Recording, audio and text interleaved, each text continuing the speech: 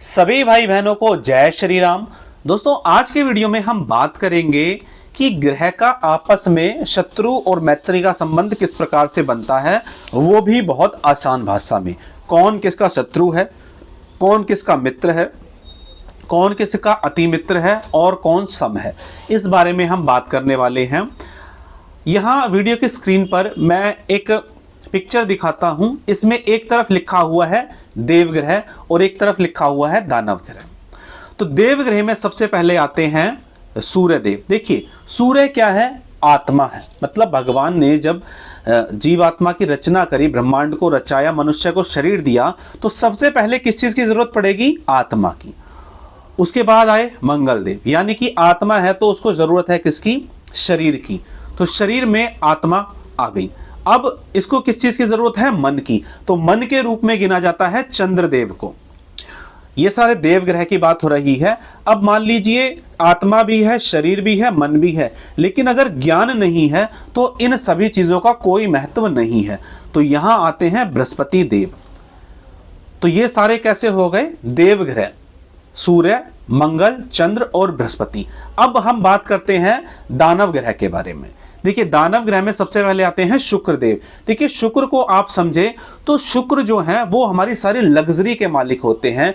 आप अपने जीवन में एक गिलास पानी पीने से लेकर के जितने भी सुख भोगते हैं वो शुक्र से ही आपकी कुंडली में देखे जाते हैं। तो शुक्र कुंडली में जर, जोरू और जमीन, तीन चीजों के मालिक होते हैं। इस दुनिया में जितने भी लड़ाई झगड़े होते हैं वो कहीं ना कहीं शुक्र से संबंधित चीजों के कारण ही होते हैं। आप भी अपने आसपास इस चीज को नोट करके देखिए कि जितने भी झगड़े हो रहे हैं दुनिया में वो शुक्र से संबंधित भौतिक सुखों के कारण ही होते हैं। अब अगर किसी व्यक्ति को वो भौतिक सुख नहीं प्राप्त होते तो दानव ग्रह की श्रेणी में अगले ग्रह आते हैं शनिदेव। यानी कि ऐसे व्यक्ति जो होते हैं वो डिप्रेशन में चले जाते हैं, एंग्जाइटी में चले जाते हैं, उनको दुख होने लगता है, चिंता होने लगती है और घबराहट होने लगती है। तो शनिदेव इस श्रेणी में हुए दूसरे ग्रह। तीसरे ग्रह आते हैं राहु। अब व्यक्ति को लगता है कि उसको मान लीजिए दुख भी हो रहा है, समस्याएं भी हो रही हैं, कोई देखने वाला भी नहीं है, तो व्यक्ति अवसाद में चला जाता है, डिप्रेशन में चला जाता है, नशा करने लगता है, तरह तरह की पागलों जैसी हरकतें करने लगता है और ऐसी हरकतें करने लगता है जो समाज के किसी भी व्यक्ति को पसंद नहीं आ रही।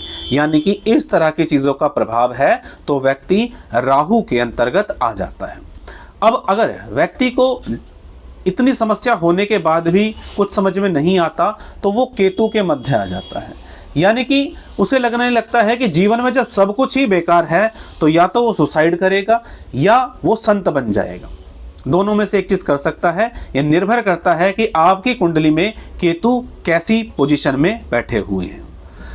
तो अब ये देखिए, एक तरफ है देवग्रह, एक तरफ है दानव ग्रह। तो जो देवग्रह हैं आपस में ये अति मित्र हैं, एक दूसरे के मित्र पाए जाते हैं, और जो दानव ग्रह हैं ये एक दूसरे के आपस में मित्र और अति मित्र पाए जाते हैं। अब यहाँ पर बृहस्पति एक ऐसे ग्रह हैं जो शनि के साथ किसी प्रकार की शत्रुता नहीं रखते, ना ही शनि बृहस्पति के साथ किसी प्रकार की शत्रुता रखते हैं। इसी प्रकार बृहस्पति के साथ केतु की मित्रता है। कुंडली में जब भी बृहस्पति और केतु आपस में संबंध बनाते हैं तो ये बहुत ही अच्छा माना जाता है। अब एक नवग्रह आते हैं बुध देव।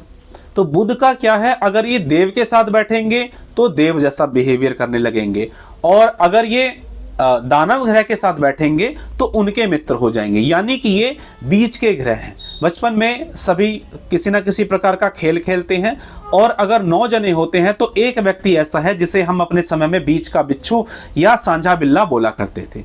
तो ये जो है ये अगर देव ग्रह के साथ बैठेगा तो भी मित्र हो जाएगा, और अगर ये दानव ग्रह के साथ बैठेगा तो भी ये मित्र हो जाएगा, और ये जिस ग्रह के साथ बैठेगा उसी प्रकार का फल बुध देव देने लगते हैं। तो दोस्तों, आज मैंने बात करी मित्र और शत्रु के बारे में। आशा करता हूं कि इस छोटी सी जानकारी से, ये जो मैंने सारणी बनाई और जो जानकारी दी, इससे आपको ज़रूर ये समझने में आसानी हुई होगी कि कौन ग्रह आपस में मित्र हैं, कौन ग्रह आपस में शत्रु हैं और कौन अति मित्र हैं। तो चलिए दोस्तों, आज के वीडियो में इतना ही। मिलेंगे इसी तरह की जानकारी के साथ अपने अगले वीडियो में। तब तक के लिए जय श्री राम।